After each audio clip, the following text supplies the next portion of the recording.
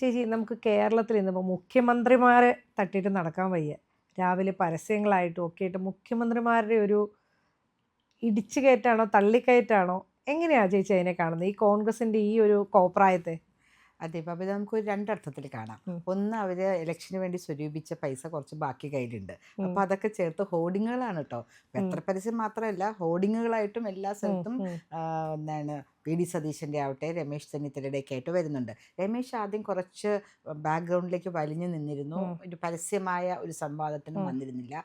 Of light നമ്മൾ അദ്ദേഹത്തെയും ഉം, അദ്ദേഹവും പരസ്യമായിട്ട് പുറത്തേക്ക് വരുന്നതായിട്ട് കാണുന്നുണ്ട്. ഉം, കൊച്ചി കോർപ്പറേഷൻ ഭരിക്കുന്നത് UDF മുന്നണിയാണ്. ഉം, അത് വീതം വെച്ച് കൊടുക്കുകയാണ്. അതായത് 2 വർഷം ഇന്നയാൾ, 2 വർഷം ഇന്നയാൾ, 1 വർഷം വരെ എത്തിയിട്ടുണ്ട്. 5 വർഷം തയ്ക്കണമല്ലോ. ഉം, ആ ഒരു അവസ്ഥയിലേക്ക് നമ്മുടെ പോട്ടേന്നേ ഉം, എന്താണ് കേരളത്തിൻ്റെ മുഖ്യമന്ത്രി ആദ്യത്തെ 1 വർഷം ഒരാൾ ആൽഫബറ്റിക്കൽ ഓർഡറിലായിക്കോട്ടെ, അല്ലെങ്കിൽ വയസ്സിൻ്റെ കണക്കിലായിക്കോട്ടെ, മൂത്തതിൽ നിന്ന് ചെറുതിൽ, ഉം. അങ്ങനെയൊക്കെ അവർ തമ്മിൽ തീരുമാനമാവട്ടെ, അല്ലെങ്കിൽ ലോട്ട് എടുത്തിട്ട് എടുക്കട്ടെ.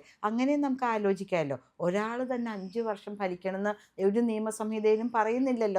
അപ്പോൾ എനിക്ക് തോന്നുന്നത് ഇവർ തമ്മിലുള്ള അടിയും ഇടിയും കുത്തും വെട്ടമൊക്കെ ഒന്ന് കുറയ്ക്കണമെങ്കിൽ ഈ പറഞ്ഞ പോലെ വീതം വയ്ക്കലായിരിക്കും നല്ലത്. അത് കൊച്ചി കോർപ്പറേഷൻ മാതൃകയായിട്ടുണ്ട്. ഓൾറെഡി ആദ്യത്തെ 2.5 വർഷം അഡ്വക്കേറ്റ് മിനിമോൾ മേയർ, പിന്നെ 2.5 വർഷം വേറൊരാൾ. ഡെപ്യൂട്ടി മേയർ ആണെങ്കിൽ ഒരാളെയും കൂടി ഇടിച്ചു കയറണമെന്നും പറഞ്ഞിട്ട് 2 ഒന്നാക്കാനുള്ള ഒരു തീരുമാനത്തിലാണ്. ഓൾറെഡി 2 2 പേർക്ക് വീതം വച്ചിട്ടുണ്ട്. പക്ഷെ ഒരാൾ ബലം പിടിച്ച് നിൽക്കുന്നത് കാരണം 2 ഒന്നാക്കാൻ ചാൻസ് ഉണ്ട്. അതുപോലെ ആദ്യം ഒരാളാവട്ടെ, പ്രായത്തിൽ നിന്ന് തുടങ്ങാം. KC ആണോ രമേശാണോ മൂത്തത്, അവരെ തുടങ്ങിക്കോട്ടെ. അതിൻ്റെ ഇടയിൽ ഈ പറയുന്ന പോലെ സുധാകരൻ അവസാനം 5 കൊല്ലം എന്ന് പറയുമ്പോഴേക്കും ഇവരുടെ MP സ്ഥാനം അവസാനിച്ചിട്ടുണ്ടാവും. അല്ല, നിലവിൽ സുധാകരൻ മുന്നോട്ട് വല്ല ഇപ്പൊ 3 പേരുകളാണല്ലോ നമ്മൾ ആ ഉയർന്നു കാണുന്നത്. അല്ലല്ല, അങ്ങനെയല്ല. എന്താണ് 2029 ആകുമ്പോഴേക്കും അടുത്ത ഇലക്ഷൻ വരും, MP ഇലക്ഷൻ വരും. അത് കഴിഞ്ഞ് 2 വർഷം കൂടെ ഉണ്ട് നമ്മളുടെ അസംബ്ലിയുടെ കാലം മുഴുവനാവാൻ വേണ്ടിയിട്ട്. ആ 2 വർഷത്തിൽ ഇപ്പോൾ നിലവിലുള്ള MP സ്ഥാനം കഴിയുന്നതുകൊണ്ട് അവർക്ക് വേണമെങ്കിൽ ഇതായിട്ട് ചീഫ് മിനിസ്റ്ററായിട്ട് വന്നിട്ട് ഒരു ഉപതെരഞ്ഞെടുപ്പിൽ കൂടെ MLA ആയാൽ മതി. 6 മാസത്തിനുള്ളിൽ MLA ആയാൽ മതി. അങ്ങനെ പലരും ആയിട്ടുമുണ്ട്. ഭാവി പ്രധാനമന്ത്രി ഒരു സ്ത്രീ മുഖ്യമന്ത്രിയുടെ കാര്യവും അങ്ങോട്ട് പറയുന്നുണ്ട്. ചിലപ്പോ ഒരു പക്ഷേ ഭാവി പ്രധാനമന്ത്രി ആര്? ആയിട്ടുള്ള ആള്, ഭാവി പ്രധാനമന്ത്രി ആരുടെ പ്രധാനമന്ത്രി? അയാളുടെ വീട്ടിലെയോ? ഇന്ത്യയുടെ അല്ല, ഇന്ത്യയുടെ ഭാവി. അദ്ദേഹത്തിന്റെ അല്ല, വീട്ടിലെയോ? എന്നും അന്ന് അങ്ങനെയാണല്ലോ. അന്ന് താങ്കൾ പറഞ്ഞാൽ മതി.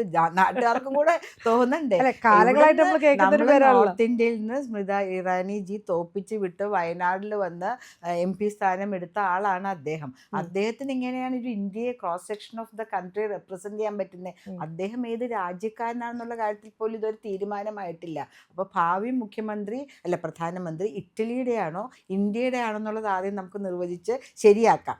എന്നിട്ട് നമുക്ക് അദ്ദേഹത്തിന്റെ കാര്യത്തെക്കുറിച്ച് സംസാരിക്കാം. താങ്കൾ ഗണ്ഡിയുടെ കാര്യമാണ് പറഞ്ഞെന്ന് തോന്നുന്നു, അതെ രാഹുൽ ഗണ്ഡിയുടെ അതെ അതെ. കാര്യമാണ് പറഞ്ഞെന്ന് തോന്നുന്നു. അദ്ദേഹത്തിന്റെ നാഷണാലിറ്റിയെ കുറിച്ചുള്ള കാര്യങ്ങളൊക്കെ തീരുമാനമായിട്ട് പോരെ അദ്ദേഹം പ്രധാനമന്ത്രി ആവുന്നുള്ള കാര്യം. അപ്പോൾ അല്ല, രാഹുൽ അത് ഗാന്ധി സിസ്റ്ററുടെ കാര്യം പറഞ്ഞിരിക്കുന്നത് കേട്ടോ. ഒരു സിസ്റ്റർ അല്ല, ഒരു വനിതയായിരിക്കാം അല്ല, അടുത്ത അപ്പൊ അദ്ദേഹത്തിന്റെ മുഖ്യമന്ത്രി എന്ന് സിസ്റ്ററെ പറയണ്ടേ. കുറിച്ചായിരിക്കും ആ, പറഞ്ഞിട്ടുണ്ടാവുക. ചേച്ചി ഈ പറയുന്ന രീതിയിലായിരിക്കും ഒരു പക്ഷേ അതെ, ഒരു മുഖ്യമന്ത്രി. അതുമുണ്ടല്ലോ അവിടെ നമുക്ക്. ഉണ്ട് ഇടി. ആ അപ്പോ നിലവിൽ 3 പേര് ഒരു സൈഡില്.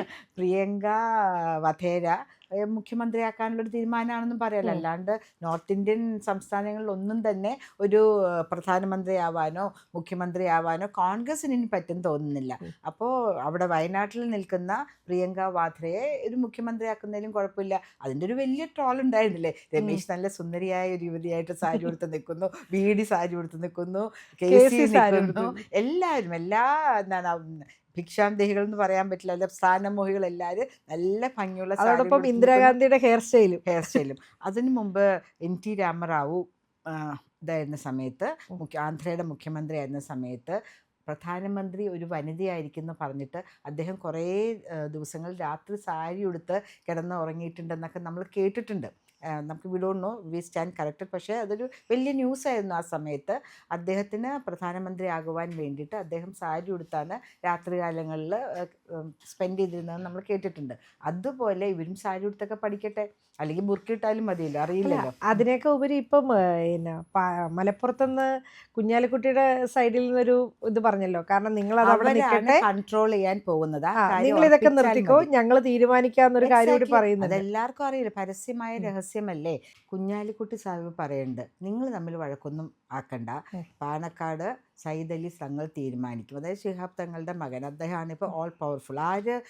മുസ്ലിം ലീഗിൻ്റെ ആരുണ്ടെങ്കിൽ പോലും കാര്യങ്ങൾ തീരുമാനിച്ചു വരുന്നത് പാണക്കാട് തന്നെയാണ്.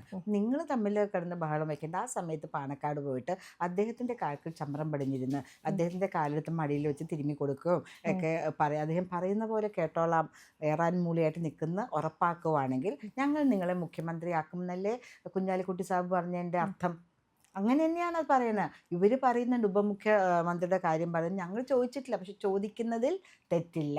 നേരത്തെ അവർ വന്നപ്പോൾ 5ാമത്തെ മന്ത്രിയെക്കുറിച്ച് പറഞ്ഞു, ഇനിയിപ്പോൾ 6, 7, 8 ആവാം. കാരണം കോൺഗ്രസിനോട് കിടപിടിച്ച് നിൽക്കുന്നതാണ് അവർക്ക് കിട്ടുന്ന സീറ്റുകളും മുസ്ലിം ലീഗിന് കിട്ടുന്ന സീറ്റുകളും ഒരേപോലെ ആയിരിക്കും. ഇപ്പോൾ ഇവർക്ക് 20 ഉണ്ടെങ്കിൽ അവർക്കും 20, അങ്ങനത്തെ ഒരു അവസ്ഥയിൽ പോകുന്ന സ്ഥലത്ത് ബാർഗെയിനിങ് പവർ കൂടുതലാണ്. അതുകൊണ്ട് തന്നെയായിരിക്കും പുറത്തേക്ക് വന്നിട്ടുള്ള കാര്യങ്ങൾ പറയാൻ ആദ്യം രമേശ് ഒന്നും മടിച്ചു നിന്നത്. KC ആണെങ്കിലും പറയുന്നുണ്ട് എനിക്ക് അങ്ങനെയൊന്നുമില്ല, അതില്ല പറയുന്നുണ്ട്. പക്ഷേ അദ്ദേഹത്തിൻ്റെ കൂടെയുള്ള ഉപജാപക വൃന്ദത്തിലെ ആളുകൾ, കേസിക്കാണേലും രമേശ് ചെന്നിത്തലയാണേലും ഒരു പൊളിറ്റിക്കലി ഡിസിപ്ലിൻ ഇല്ലേ ഇവർക്ക്? ഞാൻ പലപ്പോഴും ശ്രദ്ധിച്ചിട്ടുണ്ട്. പൊളിറ്റിക്കൽ ഡിസിപ്ലിൻ എന്ന് പറയുകയാണെങ്കിൽ അവരൊക്കെ പണ്ട് ജെൻസി ജനറേഷൻ വരുന്നതിന് മുമ്പ് തന്നെ, ഇപ്പോൾ ജമേഷിനാണെങ്കിലും 70 വയസ്സൊക്കെ ആയിട്ടുണ്ട്, KCക്കാണെങ്കിലും അത്രയായിട്ടുണ്ട്. അവർ വന്നൊരു സാഹചര്യം വ്യത്യസ്തമാണ്. അതായത് സൈക്കിൾ ചവിട്ടി ഓരോ സ്കൂളുകളിൽ പോയി KC ഉണ്ടാക്കുക. ഇപ്പോൾ PT തോമസിനെ പോലുള്ള ആൾക്കാർ അവരങ്ങനെ ചേർന്ന് പ്രവർത്തിച്ച അടിയും ഇടിയും അതുപോലെ ഇതൊക്കെ പോലീസിൻ്റെ ചവിട്ടൊക്കെ കൊണ്ട് വളർന്ന ആൾക്കാരാണ് KC. അവരെ സംബന്ധിച്ച് പറയുകയാണെങ്കിൽ അവർക്ക് ശരിക്കും അടിസ്ഥാനമുണ്ട്, അടിത്തറയുണ്ട്. അവരുടെ കൂടെ ധാരാളം ആളുകൾ വലുതായിട്ട് വന്നിട്ടുണ്ട്, അവരുടെയൊക്കെ സപ്പോർട്ടുണ്ട്. പക്ഷെ പറയുകയാണെങ്കിൽ VD സതീശൻ്റെ കാര്യമൊക്കെ പറയുകയാണെങ്കിൽ അദ്ദേഹം ഈ ഇടയ്ക്കാണ്, ഇപ്പോൾ പറവൂർ MLA ആയിരുന്നെങ്കിലും ആരും കേട്ടിട്ട് പോലില്ല. അദ്ദേഹത്തിൻ്റെ ലാവണത്തിൽ ഒതുങ്ങി നിന്നിരുന്ന ഒരു വ്യക്തിയാണ്. 5 വർഷം അദ്ദേഹം പറവൂരിൻ്റെ MLA ആയിട്ടും പ്രത്യേകിച്ച് അവിടെ യാതൊരു തരത്തിലുള്ള ഡെവലപ്മെൻറ്റും ഉണ്ടായിട്ടില്ല. നമ്മൾ കേൾക്കുന്ന പുനർജനിക്ക് വേണ്ടി കുറച്ച് രൂപ ഉണ്ടാക്കി, അങ്ങനെയുള്ള കുറേ സ്കാമുകളല്ലാണ്ട്, ഞാനൊരു പറവൂരുകാരിയാണ് കേട്ടോ, ആ പറവൂര് യാതൊരു വിധത്തിലും വികസനം അദ്ദേഹം കൊണ്ടുവന്നിട്ടില്ല. ഇപ്പോഴും അവിടെ കോളേജുകളില്ല, അവിടെ സിലബസുകൾ മാറുന്നില്ല, ഒരു പുതിയ കോഴ്സുകൾ വരുന്നില്ല, പ്രൊഫഷണൽ കോളേജുകളില്ല. 5 വർഷം ഒരാൾ MLA ആയിട്ട് 5 ടേം MLA ആയിട്ടിരിക്കുകയാണെങ്കിൽ ആ സമയത്ത് പ്രത്യേകിച്ചും 2 പ്രാവശ്യം അധികാരത്തിലിരിക്കുകയും ചെയ്തിട്ടുണ്ട്. UDF അധികാരത്തിലിരിക്കുമ്പോഴാണ് അദ്ദേഹം MLA ആയിട്ടിരിക്കുന്നത്. ആ സമയത്ത് ചെയ്യാൻ പറ്റാത്ത കാര്യങ്ങൾ ചെയ്യാൻ പറ്റിയിട്ടില്ല അദ്ദേഹത്തിന്. ആ സമയത്ത് എങ്ങനെയാണ് അദ്ദേഹത്തെ കേരളത്തിൻ്റെ മുഖ്യമന്ത്രിയായിട്ട് നമുക്ക് കാണാൻ പറ്റുക? ഒരു വിഷനില്ല. സംസാരിക്കും, അദ്ദേഹം ഒരു അഡ്വക്കേറ്റാണ്, സംസാരം കൊണ്ട് കാര്യങ്ങൾ നടക്കില്ല. സ്വന്തം നിയോജക മണ്ഡലത്തിൽ ഒന്നും നടപ്പിലാക്കാത്തൊരു വ്യക്തി എങ്ങനെയാണ് ഇത്രയും 140 നിയോജക മണ്ഡലത്തിലും കാര്യങ്ങൾ എത്തിച്ചു കൊടുക്കാൻ പറ്റുക?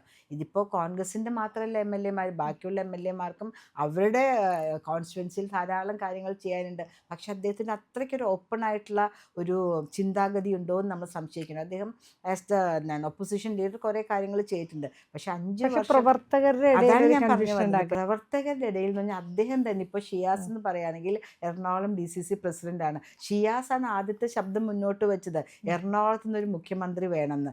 ഷിയാസ് തന്നെ ആദ്യം MLA ആവുന്നുള്ള കാര്യത്തിൽ ഉറപ്പില്ല, കൊച്ചിയിൽ നിന്നാണ് അദ്ദേഹം മത്സരിക്കുന്നത്. പക്ഷേ ഇദ്ദേഹം ഒരു ഗ്രൂപ്പ് ഉണ്ടാക്കിയിട്ടുണ്ട്, അദ്ദേഹം വിജയിച്ചിട്ടുണ്ടെന്ന് തന്നെ പറയണം. ആ ഗ്രൂപ്പിലുള്ള ആൾക്കാരെ കൊണ്ട് കുരങ്ങനെ കൊണ്ട് ചുടുചോറ് കോരിക്കാന്ന് പറയില്ല, അങ്ങനെ അതുപോലെ ഇവരെ കൊണ്ട് അദ്ദേഹത്തിൻ്റെ ശബ്ദമാക്കാൻ നോക്കുകയാണ്. പക്ഷേ ഇതുകൊണ്ടൊന്നും കാര്യമുണ്ടെന്ന് എനിക്ക് തോന്നുന്നില്ല. കാര്യങ്ങൾ നിശ്ചയമായും കൃത്യമായും തീരുമാനിക്കാൻ പോകുന്നത്, കഴിഞ്ഞൊരു ദിവസം കുഞ്ഞാലിക്കുട്ടി സാഹിബ് പറഞ്ഞ പോലെ അവരൊന്നും പറയണ്ട, ഞങ്ങളുടെ മുസ്ലിം ലീഗിൻ്റെ ഒരു മീറ്റിംഗ് കഴിയട്ടെ, ഞങ്ങളുടെ ഒരു സ്റ്റേറ്റ് കമ്മിറ്റി ഇന്നലെയാണെന്ന് നടന്നെന്ന് തോന്നുന്നു, അത് കഴിയട്ടെ, എന്നിട്ട് ഞങ്ങൾ തീരുമാനിക്കും എന്നാണ് അതിൻ്റെ ഭംഗ്യാർത്ഥം. അതുപോലെ തന്നെ അദ്ദേഹം പറഞ്ഞിട്ടുണ്ട്, നിങ്ങൾ ബഹളം വയ്ക്കേണ്ട, ആങ്ഷ്യസ് ആവേണ്ട, ആദ്യം റിസൾട്ട് വരട്ടെ, ആരൊക്കെ ജയിച്ചു എന്നറിയട്ടെ, ആർക്കൊക്കെ എത്ര മെജോറിറ്റി ഉണ്ടെന്നറിയട്ടെ, എന്നിട്ട് നിങ്ങൾ കുറച്ച് പേര് സജസ്റ്റ് ചെയ്താൽ UDF ആണല്ലോ, അവരാണ് പാർലമെൻ്ററി പാർട്ടി കൂടിയിട്ട് ഒരു ഫൈനലായിട്ടൊരു കാര്യം കൊടുക്കേണ്ടതെന്നും കൂടെ നമുക്ക് അതിൽ നിന്ന് മനസ്സിലാക്കാം. അതുകൊണ്ട് രമേശിന് ഉറക്കമില്ലാത്ത നാളുകളാണ്. ഇന്ന് ദിവസം 26 അല്ലേ, 8 ദിവസം കഴിയുമ്പോൾ നമുക്കറിയാം, ഈ സമയത്ത് നമുക്കറിയാൻ പറ്റും ആരാണ് UDF ആണോ LDF ആണോ നമുക്കറിയാൻ പറ്റും. 8 ദിവസം ഉറക്കമില്ലാത്ത രാത്രികളാണ് ഈ എല്ലാ ചീഫ് മിനിസ്റ്റർ ആസ്പിരൻസിനും. ആഗ്രഹിക്കുന്ന എല്ലാവരും 8 ദിവസം ഊണില്ല ഉറക്കമില്ലെങ്കിലും പോവാത്ത അമ്പലങ്ങളില്ല, നേരാത്ത വഴിപാടുകളില്ല, നേർച്ചകൾ നേരുന്നു, അവരുടെ അനുയായികളെ കൊണ്ട് പുറത്തേക്ക് വന്ന് ബഹളം ഉണ്ടാക്കും. പക്ഷെ ഏതൊക്കെ അമ്പലത്തിലോ അല്ലെങ്കിൽ എവിടെയൊക്കെ പോയി ചെയ്താലും ലാസ്റ്റ് തീരുമാനം മുസ്ലിം ലീഗിന്റെ മുസ്ലിം ലീഗിന്റെ മുസ്ലിം ആയിരിക്കും. ലീഗിന്റെ തന്നെയാണ്, പാണക്കാട് കുടുംബത്തിൽ നിന്ന് തന്നെയാണ് ആ തീരുമാനം വരാൻ പോകുന്നതും. ഉം. അതുകൊണ്ട് അതിനുള്ള ചരടുവലികൾ നടന്നിട്ടുണ്ടാവും. ഇനിയിപ്പോൾ എന്തൊക്കെ ചെയ്താലും നമ്മുടെ ഒരു മനസ്സിന് സമാധാനം ചെയ്യാന്നല്ലാണ്ട് വോട്ടൊക്കെ പെട്ടി കയറി കഴിഞ്ഞല്ലോ.